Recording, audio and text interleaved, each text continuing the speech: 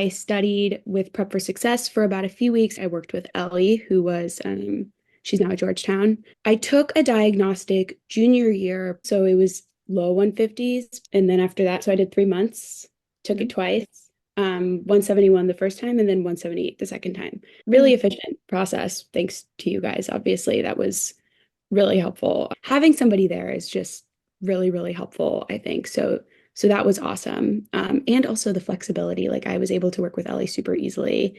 And I liked that she was similar in age to me. Like I felt like I could really talk to her freely, which was really helpful. One thing I think she was really motivating, actually. I think when I was like getting frustrated with myself, as is I think just part of the process, she would sort of reassure me and be like, no, no, no, like this is completely fine. This is a good spot to be at. Just let's keep working. Um, and just having someone there to tell me to trust the process was really nice.